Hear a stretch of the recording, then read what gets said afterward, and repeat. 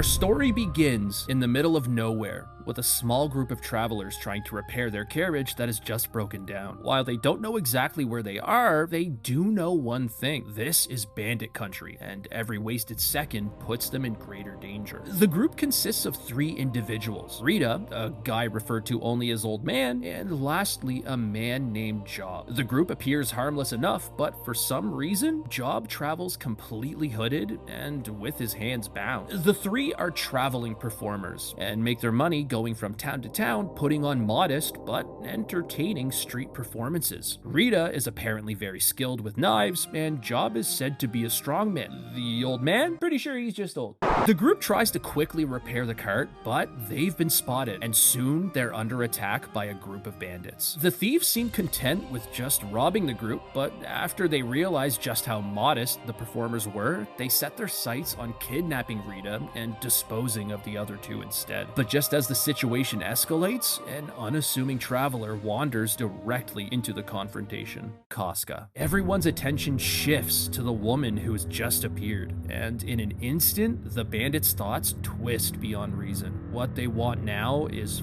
far more disgusting than a mere kidnapping. But just as they reach for Casca, a knife pierces through the air and buries itself into the back of a thief's hand. The Black Swordsman has arrived. The swordsman begins his attack, cleaving again and again until the bandits are completely eradicated. The performers thank Guts for his help as Puck makes his first appearance in the game. The performers quickly finish their repairs and begin to move on with their journey. As they depart, Rita notices Casca's condition and remarks on the burden Guts bears in traveling with someone so unwell. Sensing they could use a respite, she invites them to attend their next performance in the nearby village. The group was going to be headed that way anyway, and Guts admits that he's feeling pretty hungry, so it couldn't hurt to take the breather. What he doesn't tell them, however, is that the brand of sacrifice reacted when he got close to the carriage. Maybe it was nothing, but either way, he needed to make sure.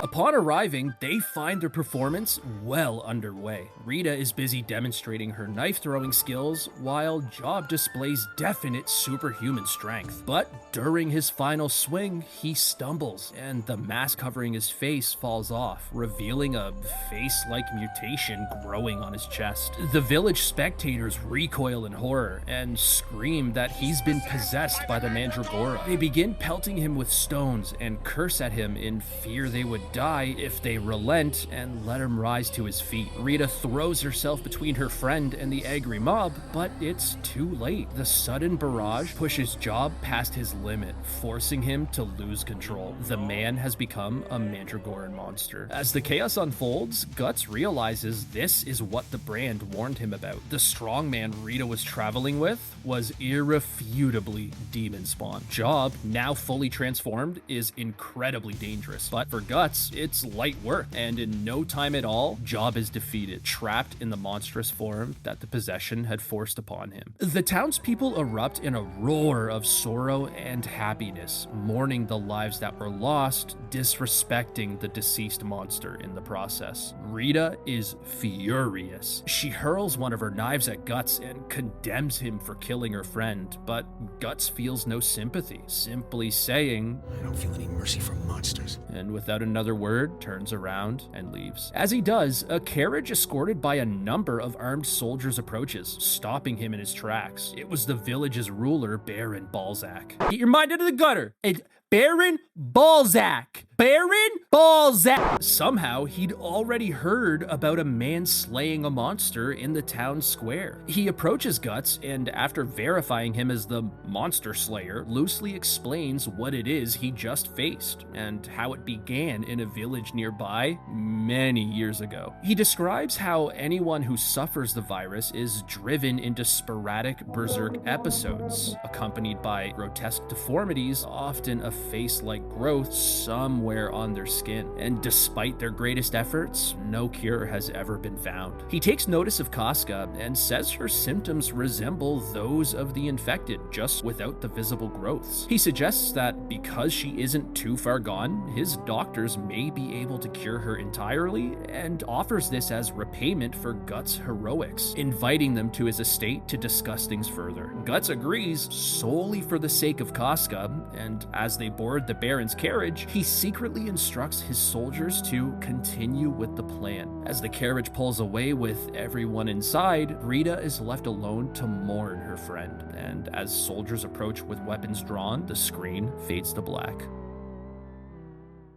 The Baron's castle is nothing short of a spectacle, but if we're to believe this village is currently struggling and suffering an outbreak, it's odd to see the Baron live such a lavish life so openly. Nevertheless, he escorts them up the main stairway and says that before any formalities can begin, there's something he wants Guts to see. It's apparently too dangerous for Casca and Puck, so he insists that Guts comes alone. Guts is hesitant to leave Casca by herself, but Puck promises to stay behind and look after her, so he agrees and follows the Baron down a staircase into the levels below. The moment Guts is gone, Casca sprints off down the main hall, forcing Puck to scramble if he wants to keep up. Luckily, he finds her not too far, stopped in front of a massive painting depicting a woman in a white dress. Nothing about the artwork hints at who she is or was, but the sheer size of the portrait makes it clear that whoever she is, she's important. We cut back to Guts and the Baron making their way through a dungeon-like corridor on one of the many levels below, and as they proceed down the hall, the brand begins to pulse, and it doesn't take long to find out why. Lining the halls from end to end on either side were holding cells filled with townsfolk infected by the Mandragora parasite. The Baron claims they're being imprisoned for their own safety and insists his researchers are close to finding a cure, but until then, the existence of this prison must remain a secret to prevent public panic, which is why he keeps them detained. The explanation makes sense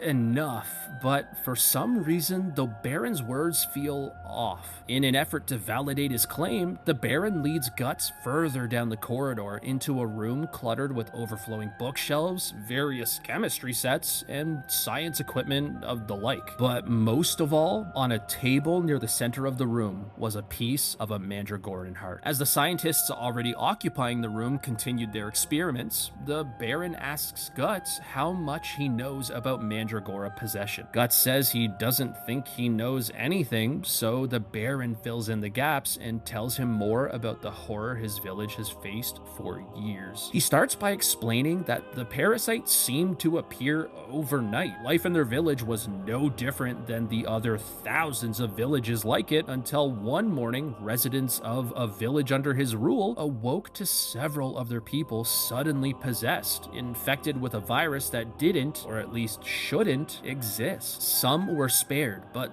those who weren't left nothing but death and destruction in their wake. He believes the parasite comes from a plant, but he has no idea how the plant ever got here. He's found that it seems to be most active during the night, and it's during this time that it seeks out a host, which is why it went completely unnoticed for so long. His research also led them to another curious discovery. While most victims suffer deformities and fits of rage, the Baron says there's an exception to the parasite's poison.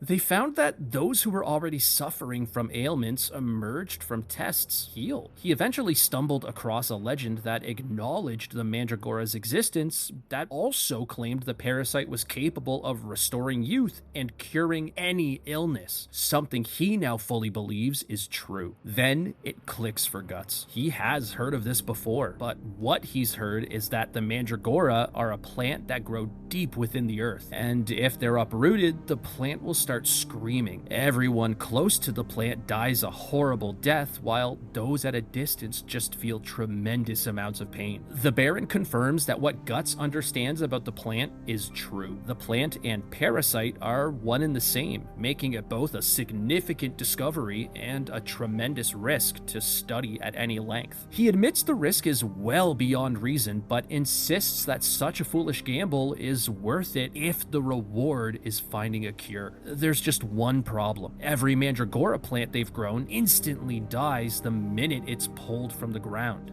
For their research to continue effectively, they need the plant to grow into a Mandragoran tree so they can harvest its heart. For some unknown reason, the detached heart of a Mandragora tree continues to beat and even regenerates on its own. It's from a living heart that they can harvest a serum which is believed to hold the key to the cure. And while the hearts they've harvested so far have aided their efforts, what they really need is the heart of a very mature tree. He needs the heart of the great Mandragoran tree. The Baron stares in silence as Guts realizes the horror of what's really going on in the basement of this castle. The infected townsfolk aren't being held for protection, they're being used for harvest. The Baron says that he and his men made an attempt to safely purge the village of the infection before all this, but the monsters fought back, killing dozens of his men and nearly himself in the process. He says he managed to escape with his life somehow, and during his escape was able to take a bit of the great Mandragoran tree's heart. And though it did prove beneficial, what he needs to truly stop the outbreak is the rest of the heart. And that's where Guts comes in. The village of interest lies just beyond the Baron's land, and as far as he knows, the tree still resides somewhere within its walls. He's sent several of his soldiers to retrieve the heart, but nobody's ever returned. And after witnessing the result of Guts' strength firsthand, he believes he's the perfect person for the job. If Guts can retrieve the heart from the village successfully, Baron Balzac will see to it that Casca is cured. Guts immediately calls the proposition foolish and states that he doesn't trust the Baron, knowing full well that there's something he's not being told. But even if there's the slightest chance that it's gonna help Casca, he's not willing to turn it down. Having agreed to the proposition, the Baron then tells him of a woman living among the Mandragora, a nun who claims to be their guardian. She's refused all of his attempts at negotiation, but he thinks someone more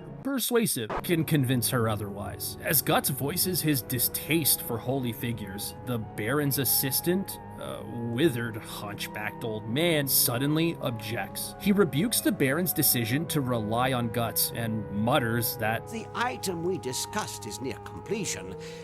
We really don't need his help. The Baron ignores the sudden objection, saying, I'm sick of your opinions and time wasting. I won't wait any longer. But before Guts can press them on what they mean, a scream echoes through the castle as clashing steel reverberates through the halls. The kingdom was under attack. Balzac hurriedly leaves the room with the scientist and his hunchbacked assistant in tow. And soon, Guts is left completely alone in this basement to fend for himself. As soon as he runs out of the room and back into the prison corridor, he spots a villager unlocking every cell door, freeing the captives inside. The castle wasn't under attack, this was a mission of liberation. But in the process of freeing those prisoners, cells holding the infected were also unlocked. And in the midst of the chaos, every last one of them had gone berserk. Guts makes easy work of the Baron's infected prisoners and quickly reunites with Puck back on the main level. But the Chestnut has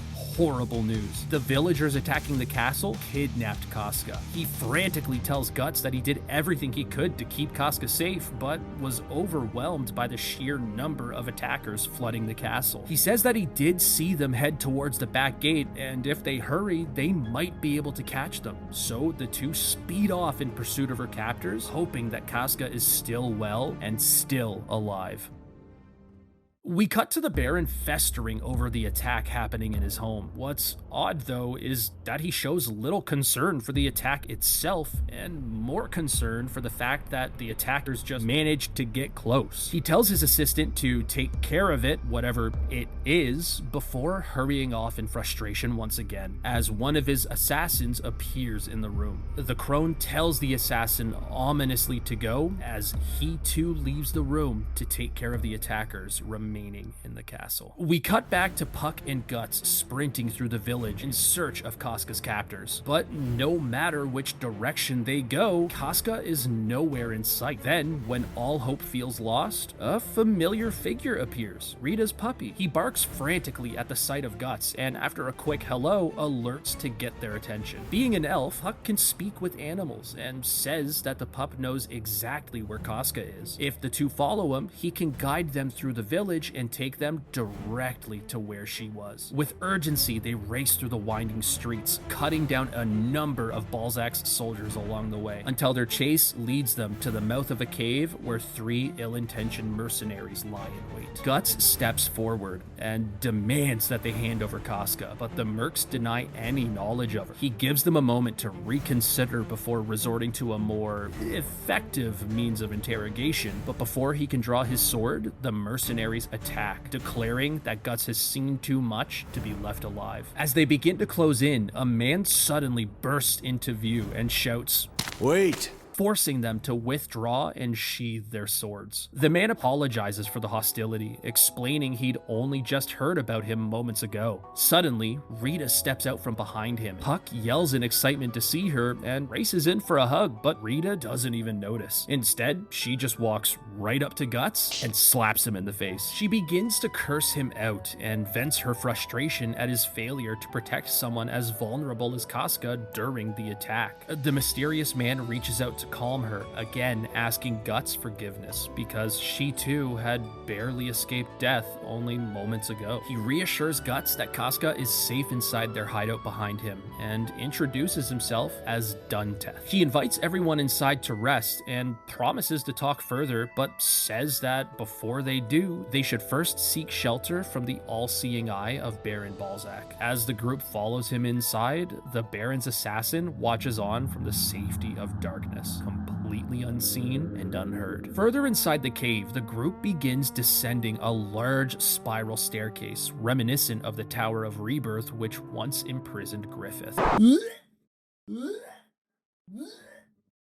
And just like the Tower of Rebirth, the room they sought was at the bottom of the chasm below. As they descend, Dunteth helps pass the time by detailing the history of the village and the ruins that they were now in. He explains that the underground halls around them have withstood ages, and though largely forgotten, once served as a place of refuge whenever the village was in danger. Now, it serves as a hideout for the resistance, villagers that dedicate their lives to overthrowing Baron Balzac. Dunteth asks Guts if, during his time in the castle, he saw a place that might have resembled a prison in the bowels of the building. Guts confirms that he did, and that Balzac said it was just for research. Enraged, Dunteth calls the Baron a liar and says that he's instead hoping to use this virus as a weapon, which is why he must be stopped. Knowing what they're up against, though, he admits that their fight is one they likely do in vain, because anybody who ends up speaking out against the Baron either winds up missing or mysteriously dead. Rita herself, now one of those targets. It's this deep-rooted fear of punishment that keeps their numbers so small. If but they can bring peace and freedom back to their village, it's a war that they would wage and were willing to die for. He reveals that the attack on the castle was of their own design and an attempt to free imprisoned comrades, and that Casca was discovered by pure happenstance, only bringing her along because they just assumed she was a victim of Balzac's human experiments. He says that news of the plague hasn't reached the greater kingdom because the Baron allows not a single letter or person to leave the village, and those who try are often met with a hailstorm of arrows, and history shows that not even the most unfortunate of stragglers are spared this fate. His tale then turns to the village's storied legacy. Its position along the border made it strategically advantageous in countless wars, which led to its occupancy shifting between a number of nations and armies over the ages. But while such a past may seem ripe with glory, their people have endured nothing but pain, famine, suffering. Then, during the earlier days of Balzac's rule, they began to see a time of relative peace and prosperity. When the Baron was considered just,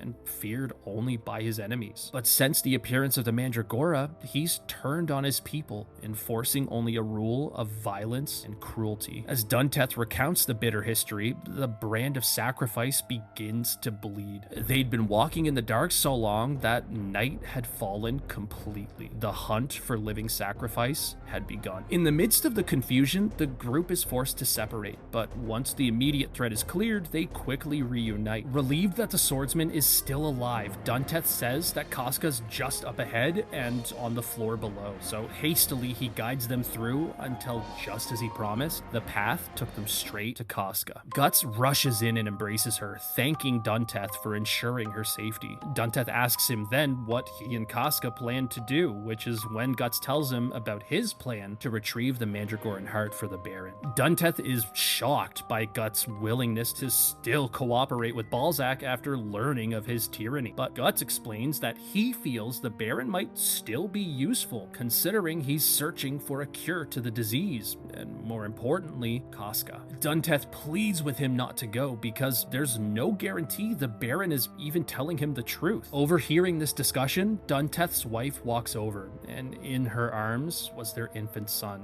who had been infected by the Mandragora virus. She says that she has to agree with Guts, and that temporarily siding with the Baron is a risk worth taking if it means they can give their son a chance to survive. Dunteth says that if they did, he feels it would be dishonorable to their ancestors to bend the knee so easily to a man who's done nothing but oppress and destroy. But Rita is quick to object. She argues that the past belongs to the dead and the present belongs to the living. All this talk of honoring ancestors will do nothing but bring about the death of his son. With as much stubbornness and copium as Dunteth can muster, he counters Rita's argument by saying, "That's just the way it is." Rita rebukes the sentiment and says that he's wrong. People are individuals, not bound by anything living or dead, able to go wherever the wind carries them, doing whatever they feel is right because they are free.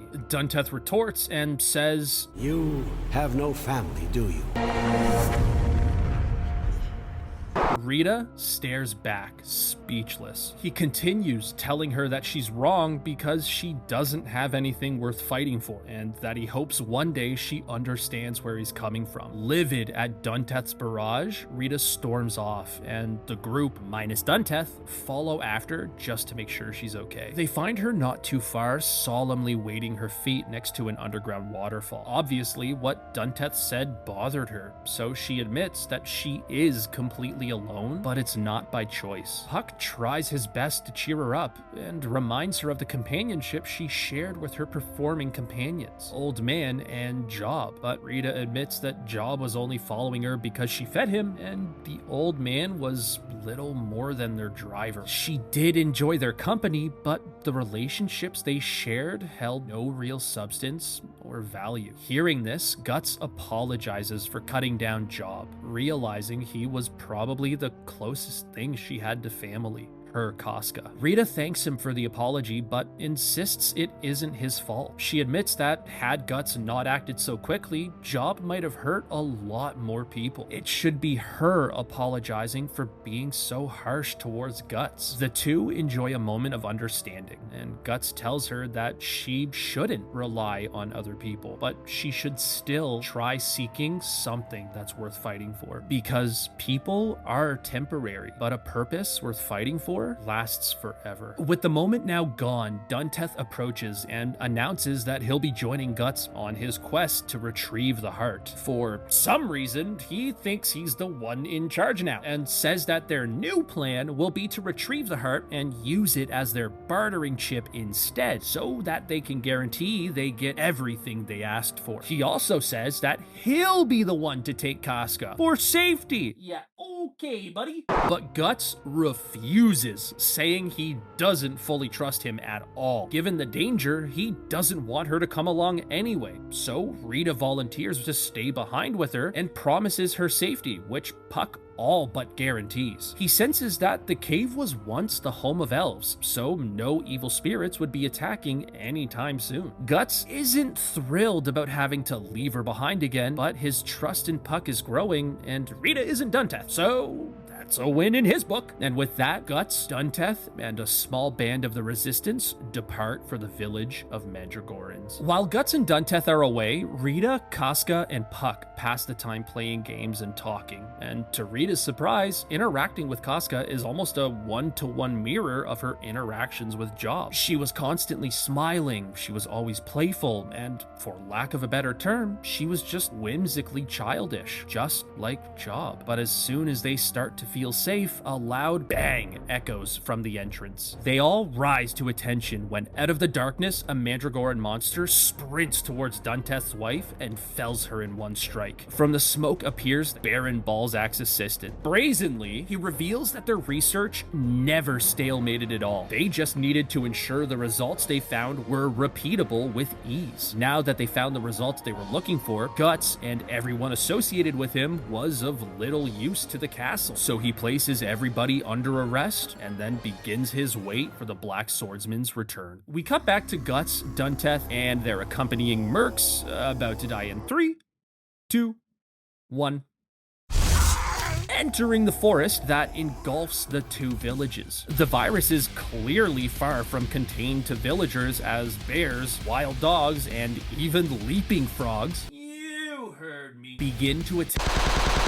Relentlessly, they rip and tear through the infected beasts until they reach a bridge spanning a deep canyon. On the opposite side, a bandit rushes in to cut the bridge, hoping to halt their progress completely. But the group rushes across the bridge as Guts cuts down the thug in one fatal swing. Thankfully, his group makes it across before the bridge gives way, but it's no cause for celebration. As the saying goes, where one thief is found, many more are sure to follow.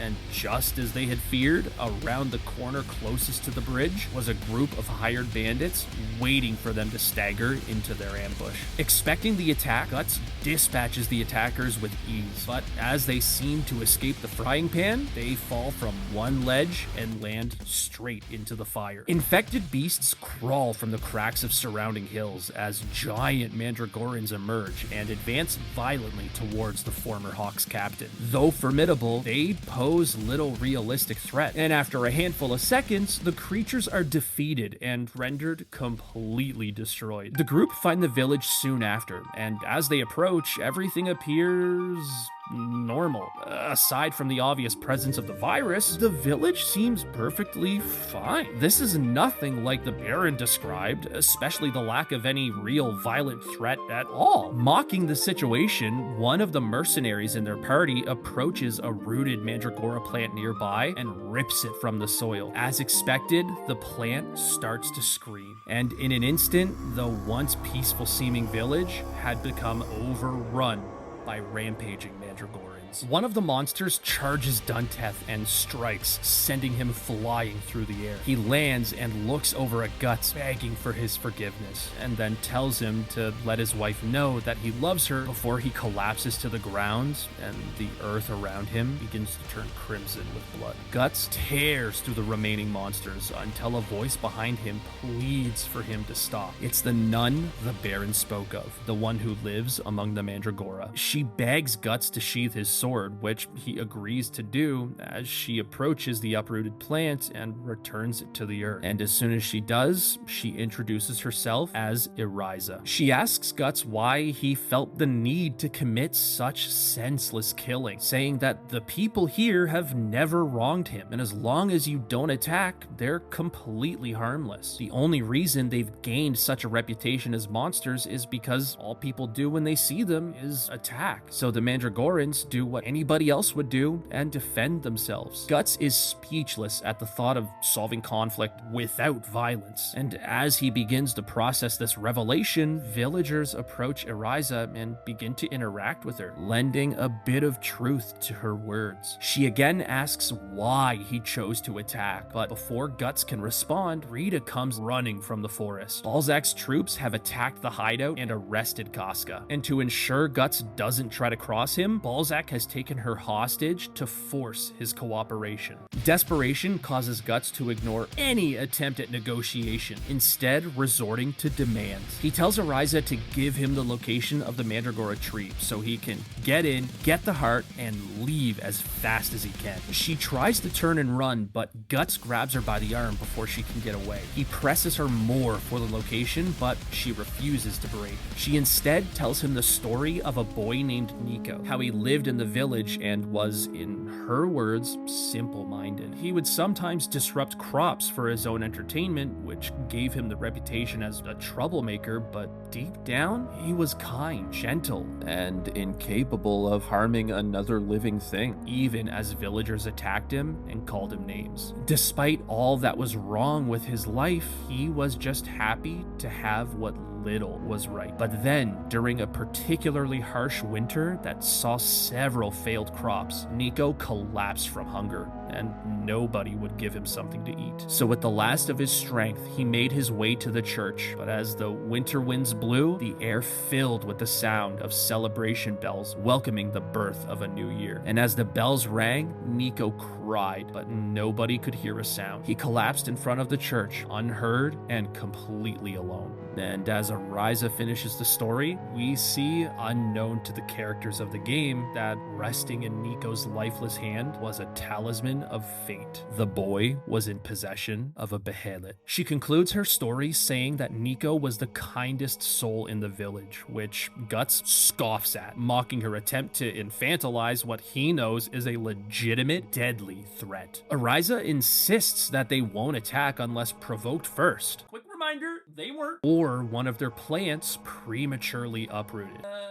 Okay, that happened. She says that she fights for coexistence and for the right that the infected have to simply be able to live, whether alongside others or isolated on their own. But in her struggle, she's come to realize that no matter how hard she tries, someone as violent as Balzac is almost impossible to reason with, because he just sees them as a threat and nothing more. Rita joins in and argues that ignoring the parasite will just allow the virus to spread, and she seriously doubts anyone would willingly become a Mandragoran. Ariza meets her gaze and with a blank, dead expression says, "Really?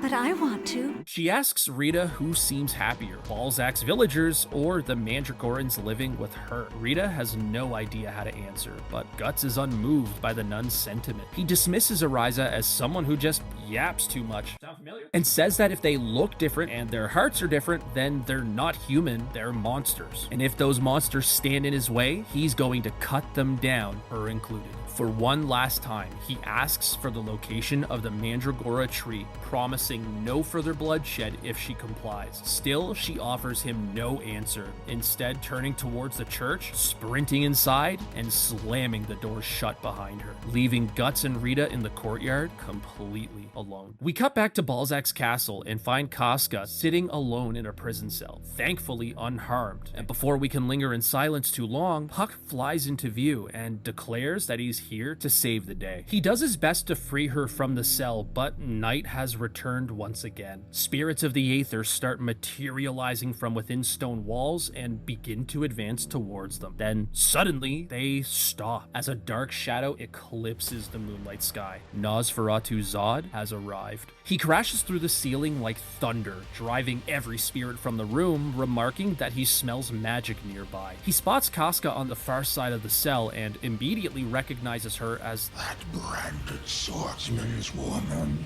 which can only mean the swordsman himself is close. Realizing his favorite adversaries nearby, he abandons the prison to search for the only warrior he considers his equal, leaving Puck and Casca safe for now. As terrifying as Zod's entrance was, his theatrics left the cell completely exposed, and best of all, the cell door was entirely destroyed. They escape the cell and begin navigating the castle's halls for a second time, only to lose their way almost immediately. They search desperately for something that had a sense of familiarity, but instead stumble upon a horrifying discovery. Not only was Balzac experimenting on his citizens, he was torturing them. The room they found reeked of death and was filled with instruments of unspeakable cruelty. The sight leaves both Casca and Puck shaken, but before they can process what they're seeing, the sound of approaching soldiers forces them onward. They flee up a nearby staircase and into an adjoining room, and once inside, Puck shuts the door and waits until he hears the soldiers run off before making a sound. Once the danger is past, they take a moment to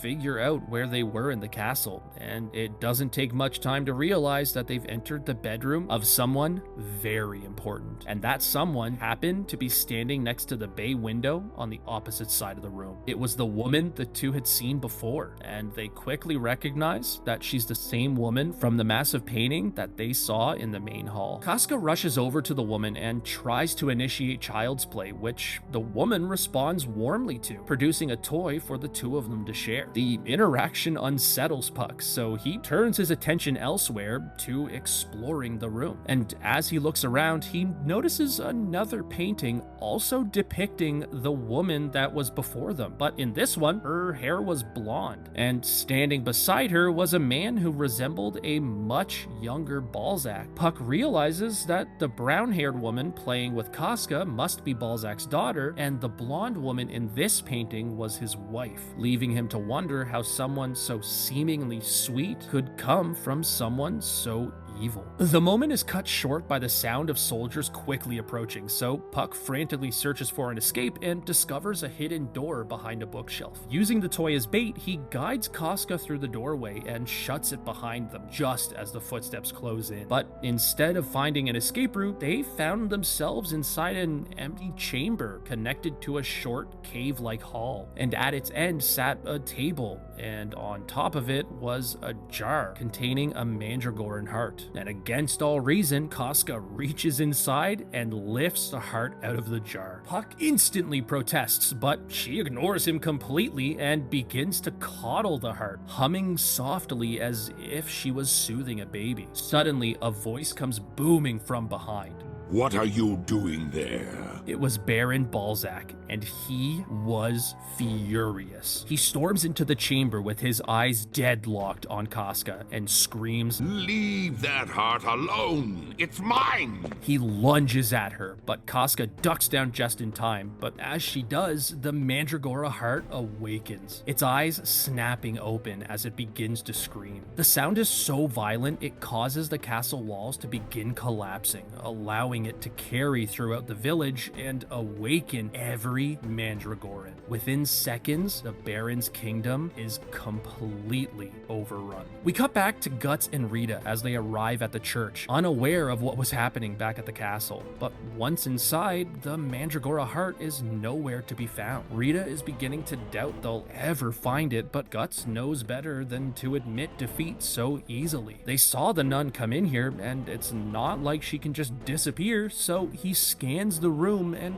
quickly discovers a hidden passage beneath the altar. He tells Rita to stay behind because he just works better alone, but in reality, it's for her own safety. The brand of sacrifice was signaling an attack, and as he entered the darkness of the passageway, it began to bleed. Cutting his way through demon and Mandragoran beast alike, Guts presses forward until he's met with a cave haphazardly masked by a pile of branches and twigs. Inside, he finds a massive flower-like organism with a pod at its core. Ariza emerges from the darkness as Guts enters the cave, and as she appears, the pod suddenly blooms to life, revealing a boy inside, Nico. With her secret exposed, she has no option but to reveal everything, so she does. She tells him that she lives among the Mandragorans because she's bound to Nico and shares her life force in order to sustain him. Since the day he's collapsed, he became the heart of the Mandragora,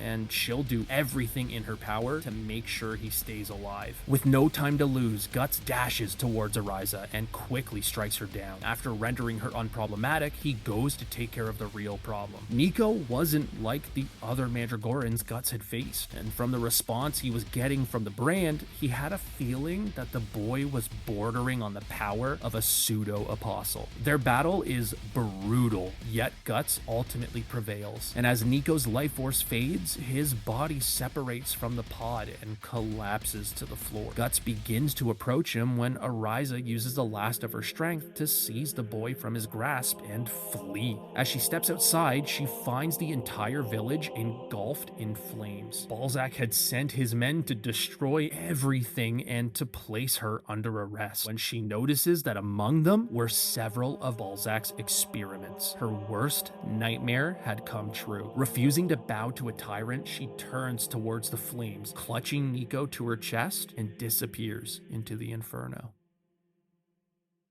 Rita is devastated at what just occurred, and as she falls to her knees, overwhelmed with emotion, she notices something the nun had dropped when she turned to run back inside. It was a necklace of the Holy See, and attached at the bottom was a dark blue behelit. The Baron's assistant then reveals himself, explaining that his assassin had been tracking them all along and witnessed their descent into the sanctuary below, which gave them the opportunity to eradicate nearly all remaining Mandragoran citizens. While Guts kept the nun busy, they gathered everyone in the city and set it all on fire. He tells Guts that he should be thankful that they saved him, but unfortunately, he was still an outsider, and paired with the fact that he knows too much about their village's secret, he wasn't gonna be making it back to the castle alive. Guts prepares to strike, but the crone's reminder that Casca is still a hostage keeps him from unsheathing his sword. As the Baron's men begin to close in to arrest him, a deafening roar echoes through the sky. Zod has found him. He crashes down from above, crushing an assassin beneath his feet. Rita, the Baron's assistant, and all surrounding soldiers scatter in terror, leaving Zod to face Guts alone. He mocks Guts' current situation and apologizes for not coming sooner. He continues to taunt him by bringing up the past before offering to finish the business that they started so long ago. Their clash is fierce, but in the end, Guts forces the apostle to withdraw. But before departing, Zod gives him a warning that I can't make out for the life of me, so if you want to try, there it is. Before you and I can savor the sweet flesh of death, we must remove the small bone which impede us. And just before launching into flight, says, And Curtis in trouble. As the chaos subsides, a nearby Mandragoran starts to stir, but as he rises to his feet, the parasite slips from his body, coming to rest lifeless on the ground. With Nico no longer fueling the virus, everyone had been completely cured of the disease. Rita says she thinks he was the hive mind of the virus, and with his death, it can no longer be sustained, so it just dies. The villagers awake as if from a slumber to a scene of bloodshed. Friends and family are strewn across the ground, lifeless, and a lone swordsman stands at the center, covered head to toe in blood. They'd been cured of the virus, but they've also lost the memory of everything that happened. They scream in horror at what they assume the swordsman had done and begin to pelt him with stones. Rita pleads with him to explain what actually happened, but Guts doesn't care. Instead, he turns his back to the angry villagers and walks away. As Rita races after him, she comes to a painful realization. Everything here was peaceful until Guts arrived. The chase leads her back to the main village, where she reunites with Guts just as Puck comes rushing over, screaming that Casca has become trapped inside of a Mandragora plant. He also warns that the imprisoned Mandragorans have all gone berserk, and in response, Balzac has not only ordered his soldiers to respond, but he's unleashed his Mandragoran experiments to help destroy the threat. Violently, Guts presses towards the castle, cutting down Mandragorans and soldiers without discrimination. Upon reaching castle grounds, having split up from Rita and Puck, he's blindsided by a Mandragoran hound and sent crashing into a metal grate and into the castle's sewers below. The fall is short enough that he recovers with relative ease, and aside from the sudden change in circumstance, his mission remains unchanged. But now that he's inside the castle, he has one less obstacle standing in his way. As he reaches the main hall, he reunites once again with Rita and Puck, and together they race toward the staircase just down the hall. But before they can reach it, a figure steps into their path, the woman from the painting. Puck explains that he's met her before with Casca and insists that she poses no danger. Noticing her condition, however, Rita insists that they can't just leave her to wander around, so she and Puck assume responsibility for her and, following after Guts, continue on. They eventually make their way to a stairway on the prison level that leads them to the upper levels of the castle, but at the top of those stairs, the Baron's assistant was lying in wait. With him were more than a dozen soldiers at the ready, and as the door slams shut behind Guts, locking him in with the Baron's elite, the order is given to attack. Guts reacts instantly, pushing back their ambush with relentless precision, and soon the tables turn, and Guts has his attackers on the run. The assistant, now backed into a corner, snarls that this is where the Black Swordsman is gonna be finished. But within moments, the elite force is annihilated, and all that stands in Guts' way was that dumbass fuck Baron named Ballsack. It's Balzac!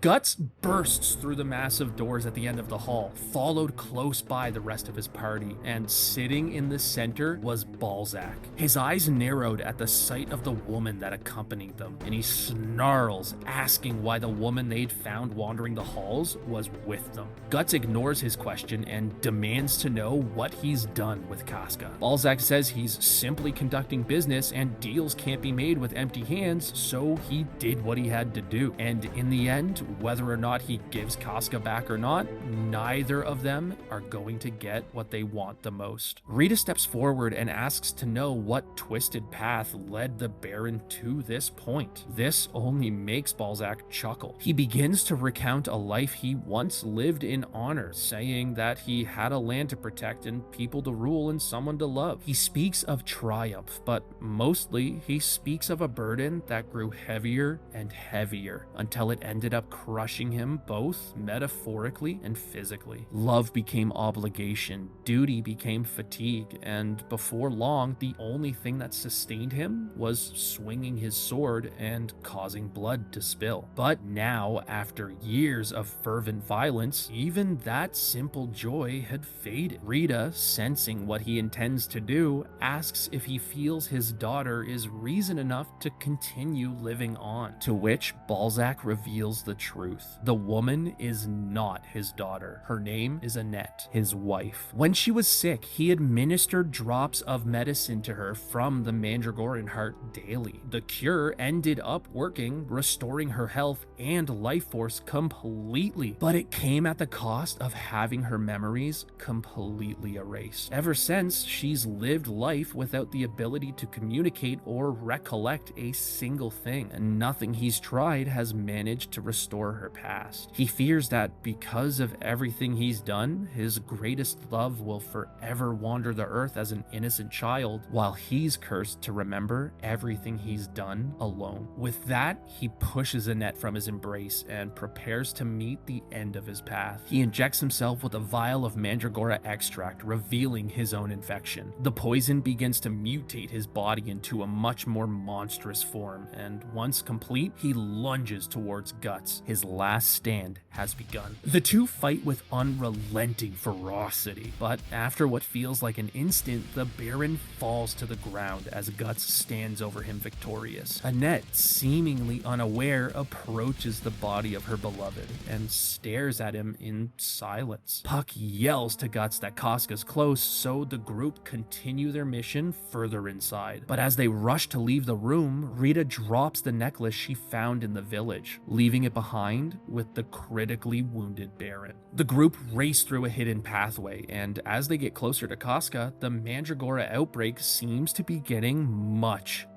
worse. The parasite was beginning to consume the castle and was able to sense the group's location. It began to pummel the walls with a relentless onslaught of vine-like pillars, so Guts pushes the group to press forward through one of the most frustrating sections sections of the game and saves them from what was near certain death. The group bursts through a set of doors at the end of the hall, and as they swing wide, they're confronted with a monstrous sight, a 50-foot Mandragoran baby. And locked within a pod on its head was Casca, submerged in Mandragora poison. Giant mutated baby or not, Guts is leaving this room with Casca, and he's leaving with her alive. The creature proves a formidable opponent, but with precise calculated movements, Guts fells the giant Mandragoran, sending it crashing to the floor below. He descends the cavern as fast as he can manage, rescuing Casca from her prison, and carries her back to safety on the main level of the castle above. As they reach safety, Guts cradles her in his arms and pleads with her to hang on. As he stares into her eyes, something happens. For a fleeting moment, she remembers. The time she spent submerged in the parasite's poison somehow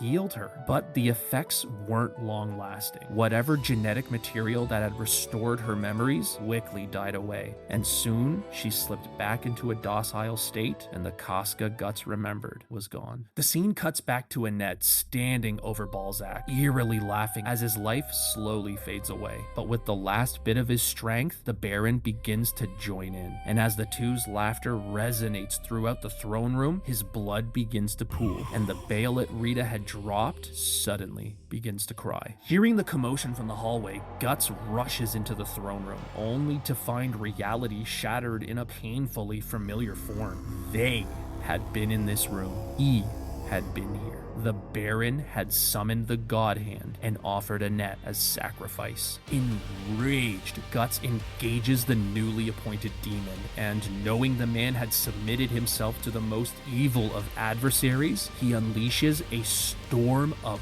brutal strikes until all that remained of the Baron was a frail shadow of the man he used to be. The Baron's reign had finally come to an end, and though peace had been restored, a question still lingers. At what cost? The villagers will never know the Baron's oppressive ways, but the scars he leaves behind will likely remain forever, and the hatred instilled by what he's done wasn't gonna be undone so easily. Guts leaves without ever looking back, while Rita lingers, taking a moment to process everything that has happened since the day she arrived, what now feels like a lifetime ago. The group continue to walk together until they reach a crossroads where they take a moment to say final goodbyes. Rita thanks them for everything and says that she too hopes that one day she'll be able to find something worth shedding blood over, just like Guts.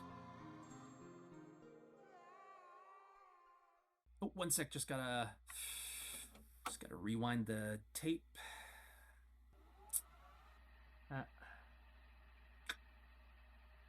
This is gonna be a minute.